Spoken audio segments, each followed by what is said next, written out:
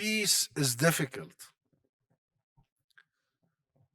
Peace requires justice. Peace requires statesmanship. But peace is possible.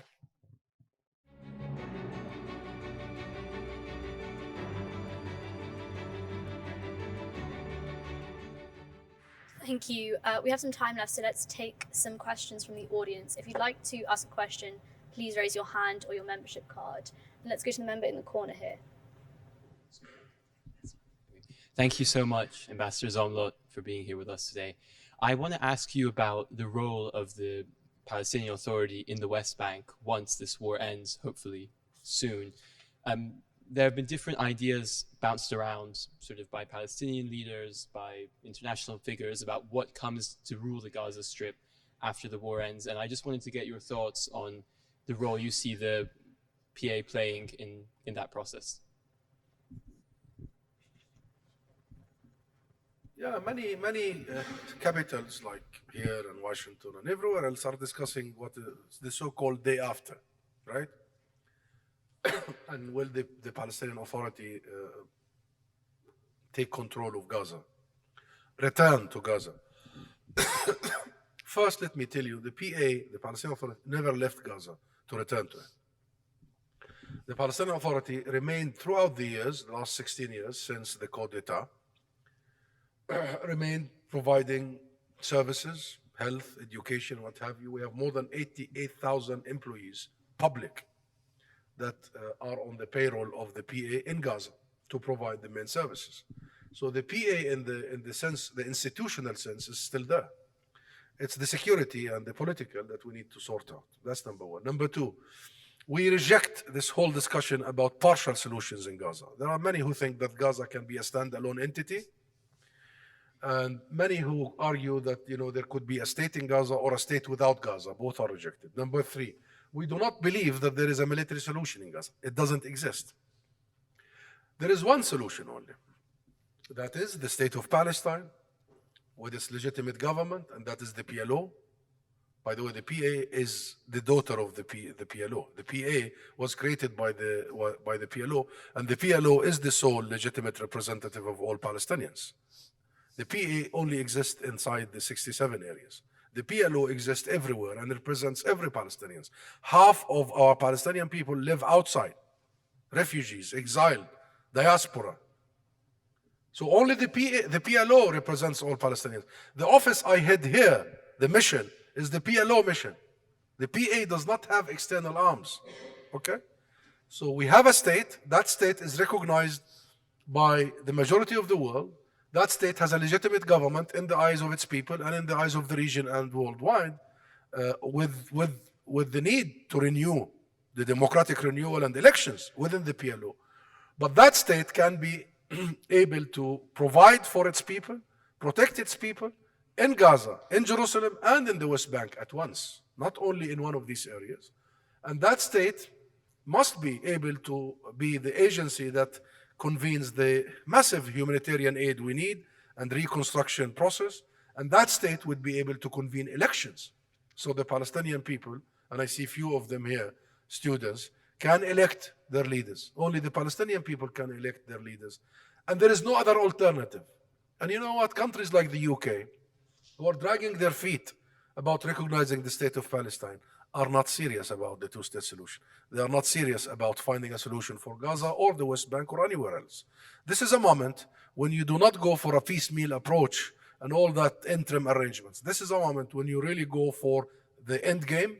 This is a moment when you define the final outcome from the outset, and then you drill backward. And the definition is a state of Palestine on the liberated land of Palestine, on the 1967 borders, with East Jerusalem as its capital. And I'm not making things up. These are the universal consensus about the solution. I wanted to ask, first of all, it's a two-part question, but the second question is a bit smaller, what you think of the media's portrayal of this as a humanitarian issue. because a humanitarian issue is usually used when there's a tsunami or an earthquake, as was the case last year or at the beginning of this year in Turkey. This is clearly not a humanitarian issue. There is a physical bombardment happening of Gaza. And my second question is, we can raise our voices, we can do protests, but what I have found, especially at a university like Oxford, is people still don't know what's happening. And so I want to ask you, apart from trying to make our voices heard in the media, which is not happening, because in every JCR I see, any newspaper is just talking about the hostages, which is tragic, but the whole Gaza situation is being overlooked. What can we do as Oxford students, especially politics and law students, in our future and do something about this, not only for Palestine, not only for Gaza, but for every single other country that is suffering like this? Thank you.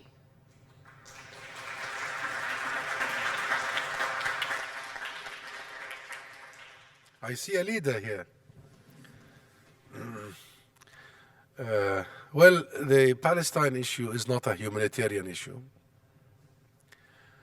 and it's not a religious issue.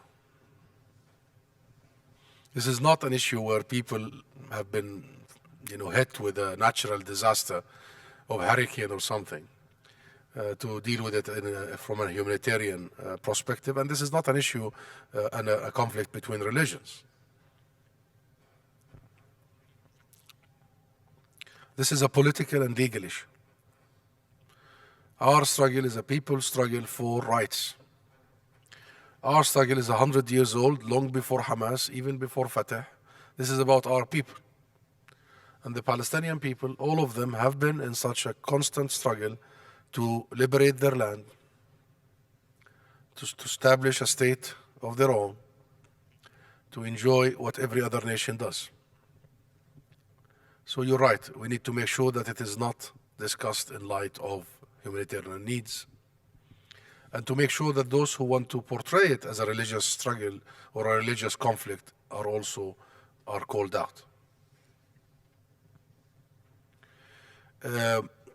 Protests are very important, and in the last few weeks, the massive show of solidarity and love and support for Palestine, the massive call for ceasefire did factor.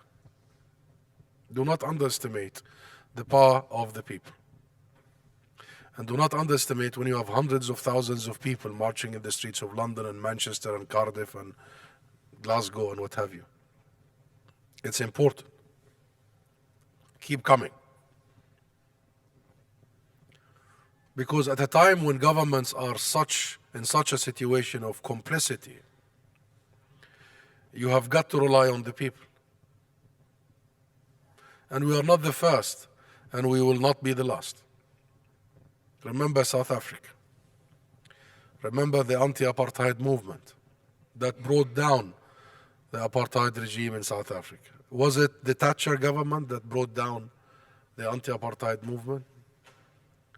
Was it the Reagan administration in the US? And then I'm an ambassador, I should be more with these guys. But no, history teaches us that it's the people who have changed things. And in fact, the anti-apartheid movement emanated from London, from the UK. So please, have faith in the power of the people. And they enforce their will eventually, as they did with the case of South Africa. And I believe the intensity, the cross-community that I've seen, all colors, all backgrounds in the streets of London and everywhere else is very promising. Number two, there is a lot to be done other than that. Number one, make sure that that energy does not fade away. And that requires organizational work. Organizations. Number three, Oxford has a huge, capital, intellectual. Use it as you're doing right now. Get your lawyers to tell the world what's happening.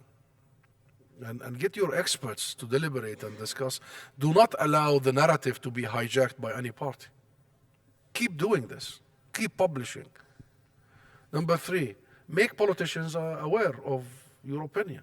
Write letters. You know, when a member of parliament starts ringing me, I know he has received 1,000 or 2,000 letters. And letters matter. Activism matter. But we need to learn how to do political, activism, because MPs are receptive to letters and to pressure and to emails and to calls and to visits. It's your right. Use everything a democracy offers, and this is a democracy. Britain is a democracy. There's a lot to be done. If you were somewhere else, I will tell you, maybe you don't have much to. No, here you have the full scope of what democracies offer. And when some politicians try to divide, try to play on, I shouldn't say the name, but you know it already. The power of the British, what's the word? I was your age when I first arrived to this country. I studied here in London at the LSE. That was the late 90s. That tells you I am 25 years old now. And in the late 90s, I really felt, wow, what is this? I mean, this is the only place I have been to that does not only accept differences, it celebrates differences. So you have a street for the Arabs and a quarter for the Chinese and a neighborhood for the Italians. It's a very fascinating way of this cross-community cohesion. And by the way, it's unprecedented because I haven't seen it in any other major international cities. And the ability of the British society and nation to integrate minorities. And I mean, the Prime Minister is from a minority. The First Minister of Scotland is a Muslim. The Mayor of London is a Muslim. Right? The head of opposition in Scotland is a Muslim. So minorities have come a very long way. And therefore, I fear that it's not just Palestine. The conflict is corrupting all these achievements, is undermining these achievements. For all these communities, the cohesion. So the stakes are very high. And the options for you to influence things is also huge.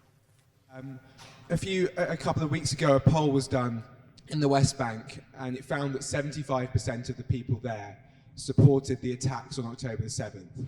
We also know that the Palestinian Authority, despite what you've said about the Martyrs Fund, does make the most generous payments of any of its welfare payments to the families of terror attackers. It pays over $1 million a year, according to a report in 2017 by a journalistic organization, to the families of suicide bombers alone. How can the PA possibly play a part in the route to peace when it's failed to inculcate support for peace either amongst its people or amongst its own politicians? Well, I don't know about polls, but I know if you ask the Palestinian people the same question, do you want to see a peace and two-state solution, maybe you will get 80% who will say yes. So polls in the heat of the moment, you can be very selective in the way you look at polls. And I don't need to give you some polls that come from Israel. You would be shocked. So let's put that aside. The Palestinian Authority is a Palestinian national institution that was created to provide and protect its people. It's unfortunately because it did not turn into a state as it was meant to be. When we signed our Oslo Accords with Israel, Israel and us agreed that it will be a 5-year period, 1993 to 1999, where the PA as a nucleus of a state will turn into a fledged sovereign state. That state would be able to protect its people. Any state, the first and the foremost requirement of any state is the protection of its citizens. So perhaps we will have an army. Maybe we will not be a nuclear army like Israel, but at least an army that can protect our people and provide the main services, convene elections, etc. But I don't need to tell you what happened down the line in Oslo. I don't need to give you numbers about the increase in the settlement expansion, 500%. 500% over that period. and the erosion of the ability to actually turn that PA into a state and achieve a two-state solution. Now, the options available for the Palestinian Authority to provide some sort of protection, some sort of services, some sort of solace, can I use that term? Is when Israel kills a father of a family, and you know the numbers, when they round these people behind bars, then they leave behind families, children, no source of income, no nothing. What do we do? What does Israel think? Israel thinks that the Palestinian Authority, would just follow some sort of an Israeli blueprint of how do we behave? Israel thinks that the Palestinian National Institution is an extension of its military occupation and oppression and suppression of the Palestinian people. No. We are a tool in the hands of the Palestinian people. We are owned by the Palestinian people. Owned. And we are there to service them. This isn't about promoting or encouraging violence. No. This is the opposite. This is exactly the opposite. The only thing that instigates and provokes violence is when people are humiliated, maimed, killed, arrested on a daily basis, on checkpoints, military raids every day, wholesale denial of basic rights, segregations and racism.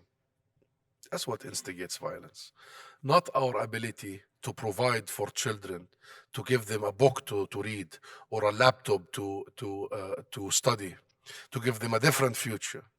And I urge you to stop listening to these propaganda nonsense.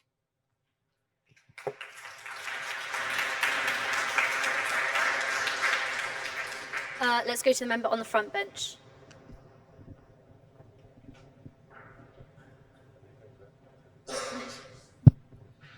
Hi, my name is Insa. First of all, thank you, Madam President, for inviting Ambassador Zomlot to the Oxford Union. You're most welcome here, Ambassador. My question is something not political per se, it's something personal. You've grown up in a refugee camp and your parents had to leave their houses during the first Nakba, and that didn't stop you from pursuing education. You came here for your master's, did a PhD, and now you're representing the voice of Palestinians back home, one of the most important voices. And it's like almost like carrying a burden on your shoulder. And on top of that, you have 2 kids and a wife. How difficult is it to be Ambassador Husam Zomlot?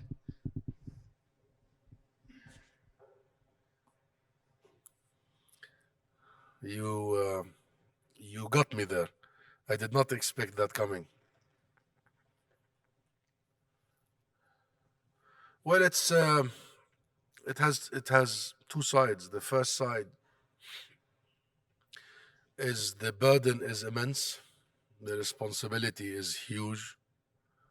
You can see it in my eyes sometimes and in my broken voice, because it's such a cause with such a people, and you rarely sleep because you always think that you haven't done this, you should have done that. There is so much to be said and done. And you are terrified to make one mistake, because representing such people has to be absolutely, has to be done in a certain way that adds to their rights rather than undermine their issues and undermine their narrative and their discourse. That's the first side, burden and responsibility. And burden is the wrong word, but weight, huge weight on your shoulders. But the other side, this is the honor of my life. It's the honor of anyone's life to represent his people, to be a voice for his people or her people. I wouldn't want things to be different. I wouldn't want the things to be different. But I hope that the collective action by all of us, Palestinians and our friends, not just Palestinians, people like you, is going to lead one day to materializing all what we're discussing, because there is a degree of frustration when you deliver the message, but nothing is actually happening. So we need to make sure that we change gear and go towards action and make sure that what we are discussing is going to be implemented. And that requires political work, that requires campaigning, that requires media, because it's important to expose the situation as it is. It requires a lot of multi-level, official, political, civil, popular. So we get there. This is not just about a voice. This is about a hand. This is about action, and this is about making sure that we change things. But I assure you, it's the honor of my life. If we have time for one last question, I'd like to go to the Vice President-elect on the front bench. Ambassador, thank you for making the time to speak to us.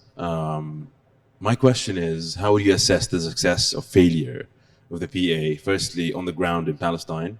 So let's say a young Palestinian comes to you and they say that they want to engage in resistance.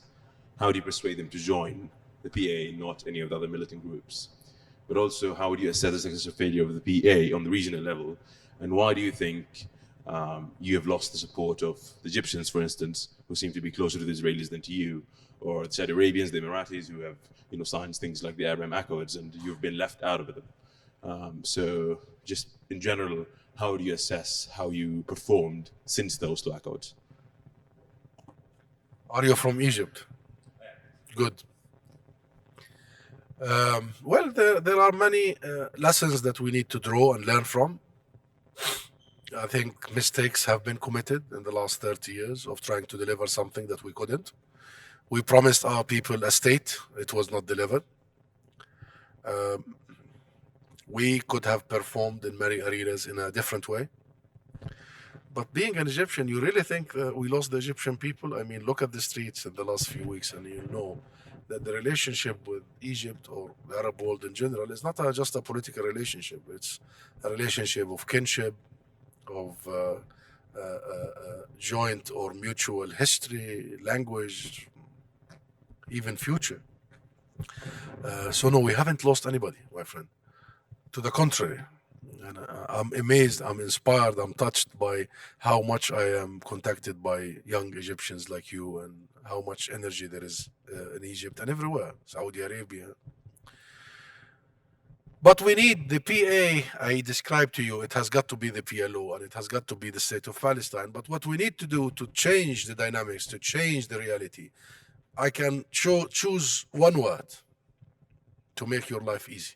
One word, because it's a very complicated question, what to do. There are many things we need to do at all levels. But one word can summarize the answer, especially that you linked your question to the younger generation. The one word is hope. We have got to provide our people with hope, which is very scarce if it does exist altogether. Hopelessness is a very, very bad thing. It produces certain dynamics. Hope, on the other hand, puts you on a different track. So what the Palestinian leadership and the Palestinian national institutions, and together are regional, like Egypt and Saudi Arabia and others, Jordan, etc., and the international community need to do is all of us turn this very dark moment, this very tragic moment, into a positive, hopeful momentum. And I tell you, we can. It needs political will, needs statesmanship, needs foresight. We can. This is not the first time such a thing happens. Not only in Palestine, but worldwide. You have conflicts all over. Look at Northern Ireland and the Good Friday Agreement. Look at the Balkans. Look at many, many other conflicts. Look at the Berlin Wall and how it falls in a split of a second. Nobody expected this. Peace is hard. Peace is difficult. Peace requires justice. Peace requires statesmanship, but peace is possible. With that, I end.